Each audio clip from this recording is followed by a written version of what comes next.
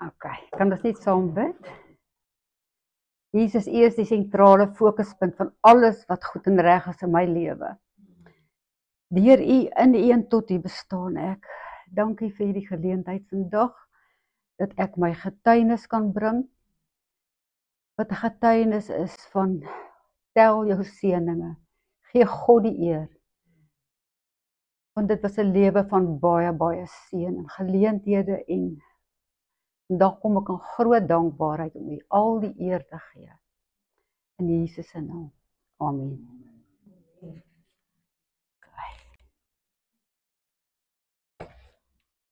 Ek gaan eers net so kronologies my lewe so van geboorte af tot nou sê vir julle. Gebore in 1955 in Zenien. My ouers het daar gebly so 2 jaar na hulle getroud is en toe het hulle getrek na Suid-Rhodesia toe. En van ons is 6 kinders op die ou end, 5 dogters en 1 seun en ek is die tweede oudste. Ja. My pa het daar geboer by naby Salisbury op 'n plaas met tabak en mielies en so. Ek onthou nie baie daarvan, net so 'n bietjie onthou ek daarvan. Ek onthou een ding wat nogal vir my helder uitstaan. Ek noem dit maar 'n estetiese ervaring. My eerste estetiese ervaring in my lewe. Ek het in 'n boek, sekere lantern, en daai dae was ons lanterns met sulke mooi artikels. Het ek net so, ek dink dit moes wees daai Potter Isias Bosch van sy werk, sy pottery so. En ek was seker 3 of 4 jaar oud. En ek het dit net so gesien en dit was vir my so mooi. Ek onthou tot vandag daai belewenis van die skoonheid van daai tekstuur en die vorms en die kleure. Maar in elk geval, toe ek skoolgaande ouderdom bereik, toe het ek by my oupa en my ouma in Pretoria kom bly, want my ouer suster wat 2 jaar voor my was, het alreeds so by hulle kom bly. Andersins moes ons nou in die koshuis wees in Salisbury, in die Engelse skole. En dit was my wonderlike kinderjare by my oupa en my ouma. Wat vir my absoluut uitstaan, is my ouma se geloof. Sy was hartstogtelik lief vir die Here. Absoluut. Ek sien haar nou nog, sy voor haar by haar studeertafel sit met haar uit die beek in haar Bybel en die trane so oor haar wange loop. Ek kan so identifiseer met haar, want sy is maar baie kwaai en ongeduldig geweest. Dan repent sy daar. En daai geloof het in my hart ingekom, van kleins af. Ek het nie 'n dag wat ek kan sê ek is daai dag wedergebore nie. Ek het nie so 'n dag nie. Maar al wat ek weet is, ek het die Here gevrees en lief gehad, van kleins af. Ons het sonnaarskool toe gegaan, en toe ek in standaard 4 was, het my oupa by my pa, wat nou nog in Rhodesia is, Zambia, het dit toe geword, gesê, hy moet kom boer op die familieplaas by Middelburg, Groot Rietpan. En toe het my pa besluit, hulle sal dit doen, en my suster moes toe hoërskool toe gaan, en ek moes dan dit 4 toe gaan, toe ons so lank Middelburg koshuis toe gegaan, my ma gaan ons nou trek. Daar as 'n nuwe kind in die skool, het die onderwyser absoluut geëvangeliseer, en gesê, wie wil hulle harte vir die Here gee, en dit was my wonderlik, maar ek het gedink, hy het my hart, daar's geen manier dat ek die gee nie, ek is syne. So ek onthou dit goed, en daar was kinderkraans, ons het kinderkraans gehad, en daar was ook so 'n ou tannie wat die dominee se vrou was, met spierwit hare, wat so wonderlike kind van die Here was, so geesvervuld. En as kind het ek daar gesit en ek het gedink, as ek groot is, wil ek net so vir kinders. Dit is net so fantasties geweest. My ouers het toe gekom en hulle het toe daar by Middelburg Transvaal geboer met 'n melkery gehad, maar net so omtrent so 3 jaar. Toe het die myne die plaas gekoop en toe het hulle weer Rhodesia toe getrek, toe is in tussentyd Zimbabwe geword en daar by die oostelike hooglande by die Chimanimani bergreeks, pragtige plaas, klein dorpie Melsetter. Daar het hulle 'n plaas gekoop en my pa daar seker die 3de plaas in sy lewe opgebou van niks na prachtplase. Lieflike plaas, wat so oor die berge gekyk het met koffie. Die lieflike koffie wat so oorgaan met met die windbrekerbome so op al die rande. Ek het toe in standaard 9 en 10 na die kunstskool in Pretoria toe gekom, met my ouer suster moes die universiteit toe gaan, my ouers is terug Rhodesia toe en ek gaan toe na die kuns, ballet en musiekskool. Ek het gehoor daarvan en dit het my verbeelding totaal aangegryp. Ek kon aan niks anders dink as 'n kunstskool. Dit klink so fantasties. En toe werk dit so uit dat daar is so 'n plek en ek kan word gekeur en ek gaan so intoe en dit was vir my wonderlik. Dit was my fantasties. Daar het 'n ou nou beeldhou en skilder en ontwerpkuns en grafiese kuns, alles as aparte vakke gehad en dit was my fantasties. En elke naweek die beste by my oupa en my ouma op die plaas weer. So dit ook aan alles wat ek gedoen het, my ou pogingkies was altyd vir hulle die mooiste, die beste. So dit was vir my baie, baie wonderlik. Dit was in daai tyd dat ek vir Len vir die eerste keer gesien het. Ons het 'n gemeenskaplike vriend gehad wat 'n kindervriend van my was, van my ouers en so en hy het by die dam gebly en hy was met Len maats. En toe kom Heinrich eendag vir ons kuier en toe kom Len saam. En toe kom Len weer so 1 of 2 keer alleen vir my kuier. Hy is toe op daai stadium op college en hy gaan 'n kunstonderwyser ding word. En ek is mos aan die kunstskool en kuns is net al ding in ons lewe. En ek hou, is 'n baie mooi ouetjie. En ons skilder vir 1 of 2 keer saam. En hy het so klein blou karretjie gehad. Wat 'n karretjie? 'n Fiatjie. En hy staan so by die kar om nou te ry en hy sê vir my, "Ons het vir jou ietsie vra." Ag, wat toe maar. Dag. Sal dit nou nie lekker wees om 'n boyfriend te hê nie, so lekker amptelik. Ek sê, "Ag nee, vra maar." Hy sê, "Ag nee, toe maar." Ag, vra maar toe. Hy sê vir my, "Kan ek met jou olieverf skilder?" Ek vang net daar 'n gly in hom, so groot, ek kan dit vir julle sê nie. Ek sê vir hom, nee. En ons verloor kontak vir 'n hele paar jaar. Hy moes eers al groot word. Okay, ek is toe 'n matriek gemaak aan die Kuns, Ballet en Musiekskool en ek het ek het toe IP toe gegaan en was om beeldende kunste te swat met 'n onderwysbeurs 4 jaar en toe het ek honeursgraad in kunsgeskiedenis gedoen en 1 jaar HOD. En toe so my tweede laaste jaar het Len weer op die toneel verskyn dat hy net kom voordeur en toe begin ons verhouding eintlik van daar. Ja. Op universiteit het ek die Here gedien. Ek was altyd betrokke by, was dit IKEA wat ons het genoem het, die studente vereniging en ons het sendingwerk gedoen Sondagoggende en ons het biduurtjies gehad en op die kampus elke middag 'n biduurtjie gehad. En ek het goeie maats gehad wat almal die Here gedien het. So ek het regtig waar 'n lekker universiteit gehad en toe klaar gestudeer het 1978 toe kry ek 'n permanente pos by die kunstskool waar ek skool gegaan het. Ek sal nooit vergeet die eerste dag toe ek daar instap, toe sê my ou kunstjuffrou vir my, "Ha, wat 'n skoen het jou hier ingeskop." Ek is so verbuister. Ek sê, "Juffrou, 'n skoen in die hemel, juffrou." Ek het regtig geen kontakte gehad nie. Okay, aan die einde van die jaar toe trou ons, Desember 1978. Vroeg in 1979 het ons 'n huis gekoop.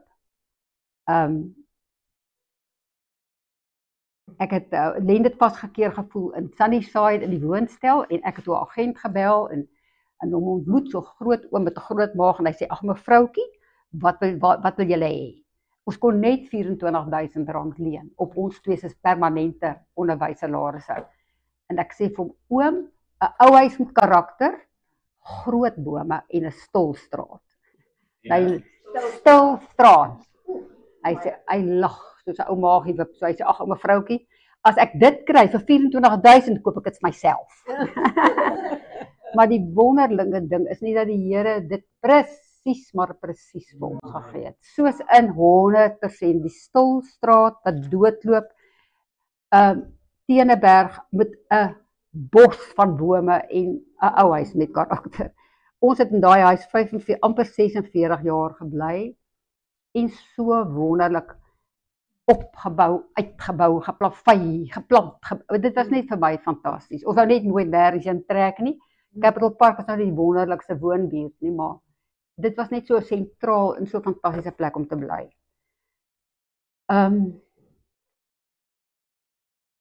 Ja, ons het heeltemal geoorkapitaliseer daar, maar ons het dit besef. Maar ag, ons bly dan nie. Hoekom moet ons nou weet terughou? So ons het op daai erf van ons kon ons letterlik ons fabriekie hê waar ons kunsgoed vervaardig het, 'n galery op die huis gebou, alles 'n pottery studio met oonde, alles op een ding.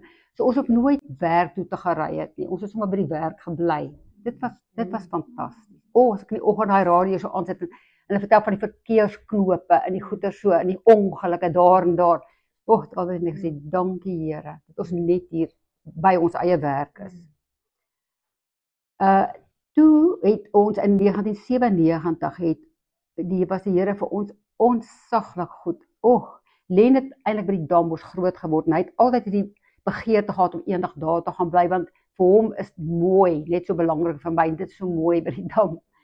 En toe koop ons 'n klein huisie by Cosmos. Ons het so 'n ou rondaweltjie in gedagte gehad, maar ons kry toe hierdie wonderlike gawe uit die hemel van 'n kleinerige huis, maar niet opgedoen. Op die mooiste plek met die mooiste uitsig denkbaar. Ons het 22 jaar daai huis gehad. Soos 'n absolute uitvlug uit Pretoria uit. Jy weet, om elke vakansie, elke naweek het ons so intoe gegaan en dit was vir ons net fantasties. Haalbaar, want dit is so 30 so kilometer. Dit is nie te ver, soos ure se ry nie. So dit was fantasties geweest. En toe ons het altyd gedink, ons gaan by Cosmos aftree. Ons gaan daai huisie net groter maak, ons gaan net daar aftree, maar soos wat Gauteng maar agteruit gegaan het, en by Cosmos spesifiek was daar so plakkerskamp by die ingang, en daai net gegroei en gegroei, daar's geen ander pad in of uit nie, en ons het net besef, dit oor die lang termyn moet ons nie, en toe, net so voor COVID, dis het gedink, miskien sal ons net kyk, hoe lyk die mark, en eers koop dadelik die huis. En dit was eintlik, die Here was eintlik so wonderlik goed, want toe sit COVID, jy mag nie eers na die provinsie ingegaan het nie, so hy het ons net verlos van baie probleme, en in die tyd wat ons daar was, het ons die Here gedien by 'n kerk daar, wat wonderlik was, en die Here het ons losgemaak van Cosmos, ons het dit verkoop, en toe moes ons dink, maar waar gaan ons heen? En toe het ons heeltyd gedink aan die Kaap, maar dit is so ver van 'n mens af, jy kan nie, iemand het gesê, maar verkoop en kom, maar jy kan nie net verkoop en kom nie, jy iewers met die Here jou lei, jy kan nie net uit jou vlees uit sulke dinge doen nie. En ons het toe daai vers in Psalm 37 van woon en werk rustig voort, maar vertrou die Here met jou hele hart en verlustig jou in hom. Dit was absoluut ons basis en ons het net aangegaan en op die ou end het die Here op sy tyd het hy ons met 'n wonderwerk regtig waar hier. Dit môre wat verjaar is, Len? Saterdag, het ons 1 jaar hierso. Ja. En ek nou net dit sê, ek dink ek gaan by hierdie, as ek hierdie insit, ek kan maar net sê, hoe het ons hier gekom? Ons het altyd gedink, ons sal nooit kan nie, want ons besigheid het nou so groot gegroei, en mense sê, maar verkoop die besigheid, maar ek en Len is die besigheid, ons hande is die besigheid, so hoe gaan ons op die aarde dit doen? Dit was 'n verskriklike moeilike besluit, ons het nie geweet hoe nie, en ons seun wat by ons gebly het, hy het nie werk nie, alles net, en ons het eiendom, en hoe gaan ons dit verkoop kry, maar toe die dinge begin gebeur, toe gebeur soms so alles gelyk, soos 'n wonderwerk, regtig waar. Ek het gedink, ek gaan sommer net so 'n paar insidente so in my lewe, wat vir my uitstaan, so hier noem. Maar die eerste een is daai estetiese ervaring wat ek nou al van vertel het, toe ek klein was en my ouma se geloof wat in my hart gekom het, en dat ek nooit in my lewe aan die Here getwyfel het nie, nooit nie. Ek het wel backslide, maar aan hom het ek ooit getwyfel, nooit. Op universiteit onthou ek distinctly hoe ek vir die Here gebid het eendag. Ek sê, ag Here, gee my 'n man, asseblief, wat met sy hele hart lief is vir U en lief is vir kuns. Ek het net vergeet om te sê van hy met kan kos maak. Maar die Here het presies mos nou dit gedoen. Is dit nie wonderlik nie? Wel, ons altyd begin nou. Na al die jare begin ons leer. Dis nogal lekker.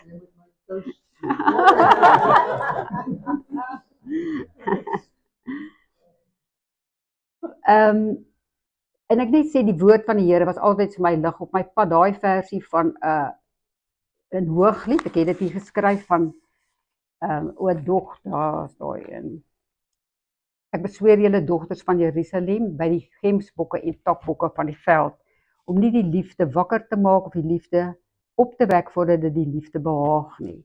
Dit is altyd 'n boundary vir my, 'n wonderlike beskutting vir my, ook met ander boyfriends voor Len, in daai tyd wat hy nou weg was dit my beskerming, eer om daarvoor. Toe Len toe weer op die toneel verskyn, het ons uitgegaan, en ek het baie van hom gehou, en al meer van hom gehou, soos ek hom leer ken het, maar ek het in my lewe agtergekom, ek is ontsaglik vooropgestelde idees, jy weet, ek het 'n ding in my kop, tipe van ding, en jy sien moeilik daarvan af, en my oupa was nou my hero, ek is mal oor hom. Hy was 'n geleerde, bekende man wat gedig het en alles, 'n sagmoedige man, en hy was soort van, sonder dat ek dit bewustelik bedink het, ek wou nou so 'n man gehad het. En Len was nou nie in daai kategorie nie, maar ons gaan nou uit en so en so en so. En eendag sit ons daar by die Kunsmuseum in die kar, en Len praat ietsie van as ons eendag trou. Ek sê maar Len, ek gaan met jou trou nie. Hy kry so ongelooflike seergemaakte uitdrukking van skok in sy gesig, en hy sê vir my, wel, in daai geval, dan kan ek maar net so wel gaan, dan breek ons dit nou maar op. Ek sê, ag nee, maar ek wil nog jou maatjie wees. Onmiddellik daai dinge, jy kan iets verloor, nee, dan, ek wil nog jou maatjie wees. Goed, gaan dit nou nog aan, 'n jaar of so wat, en toe 1 Desember, toe kom hy in Rhodesia kuier, in Zimbabwe kuier, hy 2 keer kom kuier daar. Ek sal daai oomblik nooit vergeet nie. Die aand voor hy kom, kry my ma so voor my kamer, net so in die gang, en sy kyk my so vas in my oë, sy sê vir my, ek is mal oor my ma, dit is 'n wonderlike ma, want sy is so eerlik, sy het nooit vir ons gejok oor niks. Sy sê vir my, Ansie, gaan jy met Len trou? Ek sê, nee ma. Sy sê, jy kan nie dit doen nie. Al wat sy gesê het, net daai woorde, jy kan nie dit doen nie. En toe sy dit vir my sê, toe weet ek kan nie dit doen nie. Julle, ek gaan na daai kamer daai nag, maar ek dink nou, okay, môre moet ek nou uitmaak met Len, as hy kom moet ek nou uitmaak. Maar ek huil, 'n hartseer kom oor my, soos wat ek nog nooit my lewe gehad het nie. Ek dink as ek gehoor het hy het verongeluk langs die pad, dan daai selfe hartseer. Ek huil, ek huil verskriklik, en dan ek het die versie, en my God sal al julle behoeftes voorsien, na die rykdom van sy heerlikheid in Christus Jesus. Het ek op 'n papiertjie geskryf en so geplak, op die kant van die kas, en dan lees ek daai versie, en dan troos dit my, dan draag my trane op, en dink ek, die Here sal vir my die regte man gee, en dan dink ek weer, môre gaan ek uitmaak, dan oorval 'n hartseer, maar ek kan dit nie glo nie, maar ek is te dom, ek kan nie dink, maar eintlik is jy seker aan die voel, verstaan jy nie? Maar hy pas moet so glad nie in by my prentjie, ek soek my oupa, hy het nou doktersgraad en al sulke dinge nie, in elk geval. Baie later, vroeg daai oggend, het ek eers aan die slaap geraak, maar met die vrede, die Here sal vir my voorsien, in my lewe is in sy hande. En toe kom Len, en toe is ek so bly om hom te sien, en ons kyk alles, en so, en ons ry so end uit, en ek, verskriklike ding doen, maar ek is so onoortuigend, dat ek nie tot by die einde van die storie uitgekom het, vir my mondjie toegesoen het, so, toe weet ek, nee, ek wou uitmaak, maar ek was so onoortuigend, jy weet, ek was onoortuigend, dit is die woord. Nou ja, toe weet ek nou, ek gaan nie, en so, en toe het ons nog uitgegaan, en ons gaan trou. Maar jy weet, vooraf idees in jou kop, vreeslike vooraf idees in jou kop, ek dacht nou, dit gaan so van, bruid en so, maar my male is ver, hulle kom soos besoekers na my troue toe. Ek is nou uit universiteit, ek het 1 jaar skool gehou, al my maats is op verskillende plekke in die land. Niemand kan my eintlik help nie. En ek hou mos van mooi, en niks is vir my mooi nie. En so, my troue self was vir my 'n vreeslike flat come down. Die eerste woorde in die dominee. Dit was op Brits, wat Len partykeer na toe gegaan het. Hy het niks belang gestel in ons nie 'n woord nie. Ons moes iets teken by hom voor ons staan. Ek dacht, jippie, ons gaan counseling kry. Ek sien so uit na die counseling. Hy vat ons by die voordeur. Hy laat ons by die voordeur iets teken, daar gaat ons. Nie soveel belangstelling nie. So, ons gaan toe op honeymoon en die volgende oggend ry ons in die kar en so afsette depressie oorsak my. Ek dacht, help, wat? Ek sê, Len, as dit nie werk nie, dan kan ons mos net skei,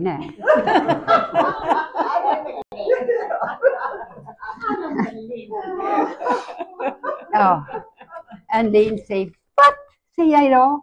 Vergeet dit.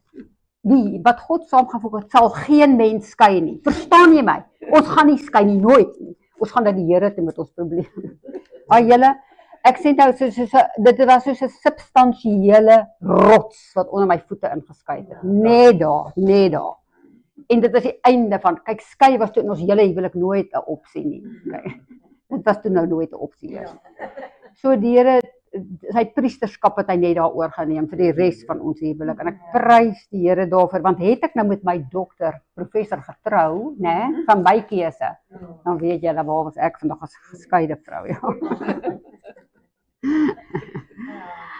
Okay, goed. Toe het ons nou 'n nuwe huis gekoop en toe moet ons nou 'n kerk kry. En die kerk in Capital Park is net, daar's 8 mense in die kerk, die eendag toe ons daar was. En die kerk het toe doodgeloop ook. Maar in elk geval, net voor ons getroud is, het ons eendag na 'n besoek by 'n baptistekerk waar daar so 'n herlewing, Hatfield Baptistekerk waar daar so 'n herlewing was. En vir die eerste keer in my hele lewe sien ek hoe doop hulle mense, die groot mense in hulle wit gewaade, en op jou eie versoek doop ek jou in die naam van die, en ek, toe ek so kyk, toe open die Heilige Gees my oë, en ek weet, dit is die enigste ware Bybelse doop. Klink klaar, daar's nie 'n ander doop nie. En Len het my gelukkig nie gekeer nie, ek het my laat doop, maar hy het gesê, maar ek is gedoop. Dit het toe eers later gekom vir hom, daai openbaring.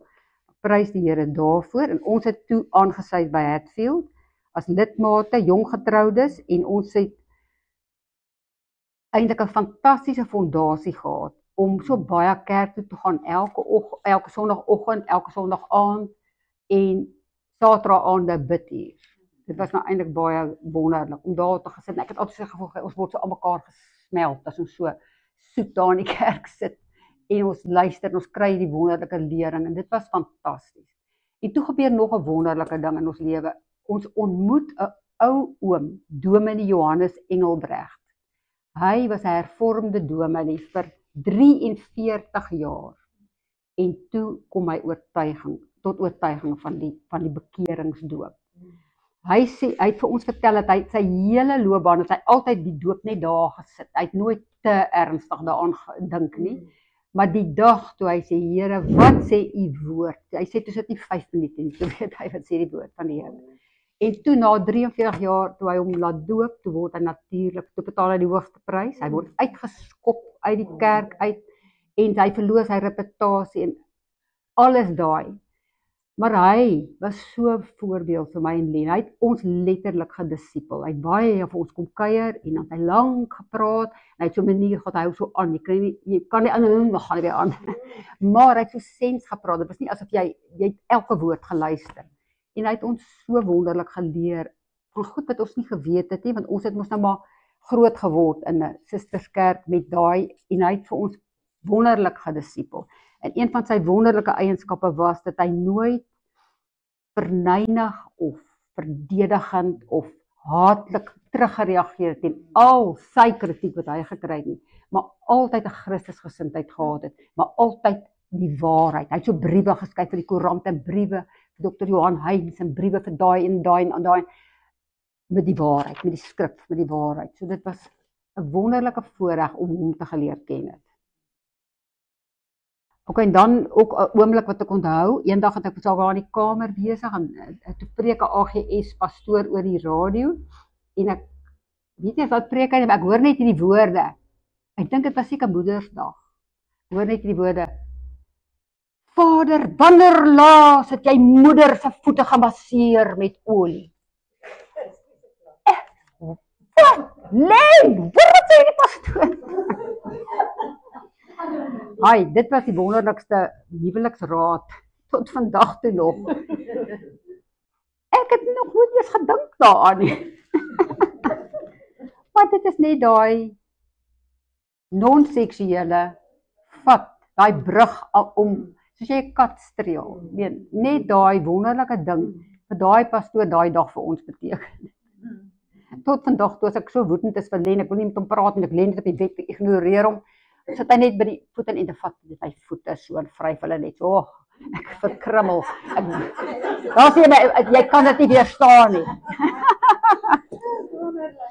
Dis fantasties, ja.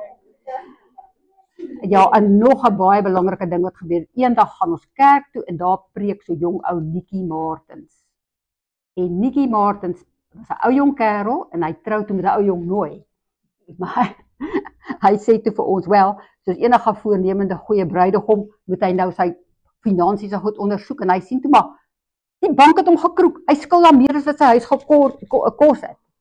En toe sal hy nou leer van rente. En hy kry heilige toren oor hom en hy vertel toe net vir ons hoe het hy daai huis afbetaal en toe 'n ander huis gekoop en daai huurders plus hy weet uit daai hele ding. En dat mense het nie alles so nodig wat jong mense dink. Daai tyd was dit nog so hi-fi stel en dit en dat wat almal gehad het. Los daai goed en doen eers die belangrike ding, kom uit jou skuld uit. En op die ergste het hy gesê kan jy 7 jaar vat as jy nou weet, maar en ek en Len is absoluut, dit val in ons ore, ons gaan ook bank, ons kry ons staat.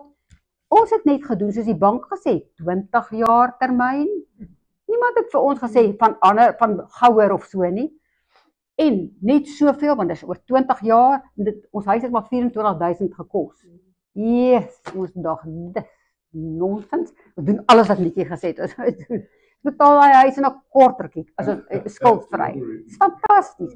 Maar dit is net die Here se genade dat nie oor het wat hoor, want die kollegas by Lenswerk, hy probeer hulle inspireer en vertel hulle wat ons doen en 'n ou daar by sy kollega, hulle is besig om hulle tydperk van 20 jaar na 30 jaar te verleng, want hulle wil swembaddens bou en dit en nou en ons kan dit nie glo nie, en hulle doen dit, en vandag ons het kontak nog met die een, so oud as ons, die vrou moet oor see gaan werk, sulke maande, au pair, ek weet nie wat alles nie. Dit was net 2 sulke paaie, en die Here se genade het ons gelei op die regte pad. En dit is alrede hoekom ons vandag het wat ons het, omdat ons nooit skuld gehad het nie. Alles kontant afbetaal het, totdat afbetaal is, en dan weer 'n ding gekoop het, en dit afbetaal het, en ek eer die Here vir daai genade in ons lewens, want nie almal het daai insig nie, veral jong mense nie, niemand het vir ons gesê nie, my ma, niemand het vir ons gesê, man, betaal af, kom uit die skuld uit, jy doen wat die bank sê, 20 jaar. Ja. Toe was ons al 5 jaar getroud, toe dacht ons miskien moet ons met 'n gesin begin, en toe kom ons agter, maar ek raak nie swanger nie, en ons het naby die infertiliteitskliniek van IP gebly, en ons het toe sommer direk daarna toe gegaan, en hulle het ons net getoets en gesê, julle sal nooit kinders hê nie, moenie eers julle geld mors nie. So ons dit is ook gespaar om van dokter na dokter te gaan, dat baie jong mense se lot is in die lewe, en dit was nie vir ons devastating nie, ons het onmiddellik gedink, neem ons aan, die Here sal vir ons voorsien, en ons het niemand geken wat aangeneem is, of enige ondervinding gehad nie, maar ons het gedink, dit is okay, nou die Here sal vir ons die perfekte kinders gee. En toe het ons 2 kinders aangeneem, 'n seun, 2 seuns, 4 jaar uit mekaar uit. Hulle is nie verwant nie. Len nou sê eendag, in ons gesin is niemand familie van mekaar. Maar in elk geval, ek wil nie vreeslik daarop uitbrei nie, want dit het so sleg gegaan op stadiums, om net dit kort saam te vat, albei die kinders het aan dagga verslaaf geraak en drugs gebruik en is geskort uit hulle skole en was in rehab na rehab na rehab en met slegte insidente tussenin. Maar die Here het deurgekom vir ons elke keer. Elke keer het hy dit vir ons draaglik gemaak. Al was dit dan net rehab, dat ons net rus kan hê. En Kosmos was so 'n fantastiese troos vir ons. Dat ons net ons en ons hond. Hy was so gehoorsaam en so die woud het aan ons. Ek het verlede gesê ek dink die Here die hond vir ons spesiaal gegee het. Hy het net gehoorsaam, iemand gehoorsaam is aan ons. Ja, daar was swaar tye, maar ek sê net dankie Here dat ek in diens saam was. Ons was 'n team altyd. Baie vrouens, ma's en mans ook sit met dit alleen. Dit is baie swaar. Ja. En vandag, ons is nog nie heeltemal oor die hond se rug nie, maar baie ver. Een seun is naby aan die Here, hy stap 'n pad met die Here, maar al twee van hulle betaal 'n baie duur prys vir al hulle verkeerde besluite. En dit is nie net nou plain sailing nie, hulle het konsekwensies vandag vir al hulle verkeerde besluite. Maar dit is net wonderlik om te weet, die Here is so groot en genadig en met liefde en geloof en nie moed op te gee nie, is ons vandag al op 'n plek dat ons kan amper verstaan hoekom dit moes gebeur het. Want ek het baie jare te vir die Here gesê, hoe kon U Here, hoe kon U dit gedoen het aan ons? Wat het ons verkeerd gedoen? Maar ons het 'n hele paar lesse geleer. Een ding is, jy moenie 'n ding op 'n spits dryf met sulke krisisse nie, maar dis hoe gesinstragedies gebeur. Lene het dit baie keer vir my gesê, moenie so op 'n spits dryf. Jy weet as jy nou wil vergeld, waar was jy? Jy gaan verby die rotsblokke en dan die Here voorsien. Ja, en dan ek het gesê van Kosmos dat ons 22 wonderlike jare gehad het en ons het die Here wonderlik ook daar gedien. Ons het ook 'n fellowship daar gehad. En dit is 'n ander ding wat ek graag wil sê, van dat ons altyd omtrent in ons huise fellowship gehad, daar in Capital Park op by die dam, dat ons altyd mense gehad het, wat op die ouend jou beste vriende geword het, maar ons het agtergekom, is allemaal afvlerkies. Die Here het vir ons regtig gebruik met eensame, geskeide mense, en dit was nogal vir ons wonderlik iets buite ons beheer. As ons so terugkyk, sien ons al die afvlerkies wat by ons gekom het, ons eer om daarvoor. Ja, so iewers so langs die pad het ek ook agtergekom, my oor hoor nie so goed nie, en toe gaan ek dokter toe en so, toe ek 'n akoestiese neuroom op my klein brein, en hulle toe dit uitgehaal, nie kwaadaardig, maar ek het my oor se gehoor verloor. My gesig het so 'n bietjie 'n nok gevat, my een oog kan huil, die ander een kan nie. Bietjie so. Maar ek eer ook die Here dat ek na 15 jaar gegaan het met dit nie weer gegroei nie, dit kan ook weer gegroei het, maar dit het nie. Ja, die huiskoop, toe ons nou besef het ons wil Kaap toe gaan, het ons 'n paar jaar, so 3 jaar terug, so is dit net, so meteen so 3 jaar terug gesê, ons moet 'n huis koop hier in Stilbaai so lank. Toe koop ons 'n huis met Kosmos se geld, maar die huis was nie reg nie, dit was onprakties en so aan. En toe het ons daar in Pretoria van daar af aangebou. Ek was aanvanklik verskriklik teleurgesteld in ons koop. Ontsettend teleurgesteld. Len was vreeslik oortuig van sy saak en ek het die half net agter hom aangegaan, maar die Here het hom gelei. Want as dit van my afgehang het, sou ons nooit hierdie huis gekoop het nie. Ek wou dit net kanselleer al die pad. Ek het in al van 'n depressie ingegaan oor hierdie huis wat ons gekoop het. Maar ek eer die Here dat hy altyd ten spyte van my nie insig en ten spyte van my hardkoppigheid, my net negeer en sê van baie dankie daarvoor. Die eerste dag toe ons in hierdie kerk kom te sê, Karel, partykeer dink jy so reg, jy is so verkeerd. Nou ja, daar's ek baie skuldig. Ek gaan afsluit, om net te sê, dat met daai huisaanbouery en so het ek verskriklik siek geword vir die heel eerste keer in my lewe.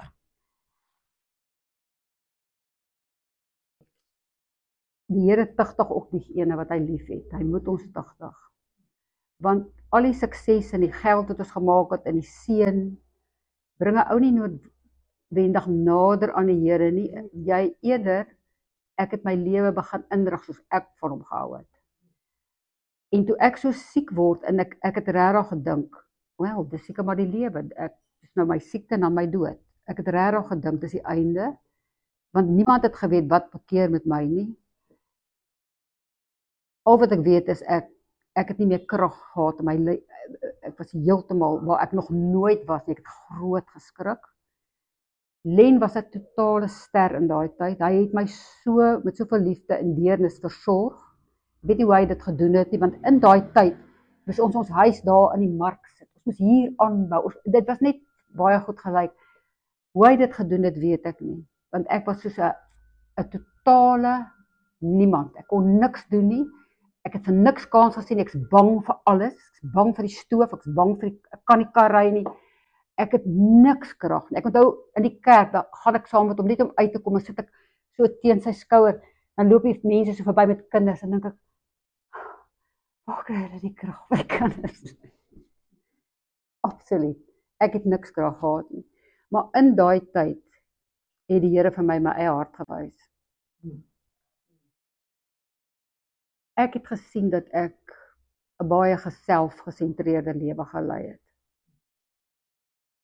Al die seëninge, al die sukses, maar my way.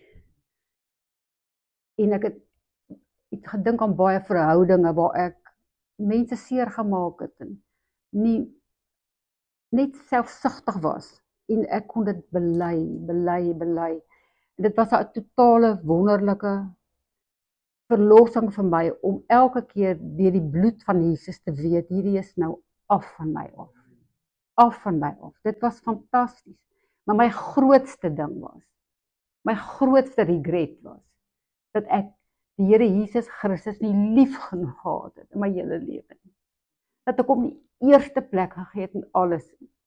Dit was my grootste pyn. En ek kon dit ook bely, maar mense verander nie net so nie. Maar ek glo dat hy in hierdie laaste skof van ons lewe begeer ek om alles oor te gee aan hom, om my beste vir hom te gee, en soos Karel vir ons leer, om in ons roeping in te kom en te doen wat hy wil, nie wat ek wil nie, maar wat hy wil. Ek dink maar net aan ek sien nou hier het ek het geskryf, 2 goeters wat gebeur het, op 'n tyd toe ons so baie goed gedoen het, en dit gaan net so goed, het ek verskriklik hard gewerk, ek hou van werk, dis nou een, ek's mal oor werk, ek hou vreeslik van baie werk. Maar dan as ek so moeg in die middag, dan gaan lê ek so voor die televisie, nie dat ons ooit televisie eintlik gekyk het, en dan is ek akelige seepies op met sulke mooi mense, dan kyk ek so vir dit, en ek's net so moeg, en verlustig maak ek so in hulle skoonheid, jy weet hoe mooi hulle is, dan kom staan Len so voor daai televisie, wil ek hom vermorsel, ek kyk mos nou, dan sê hy vir my, Ansie, dit gaan jou niks help, lees eerder jou Bybel.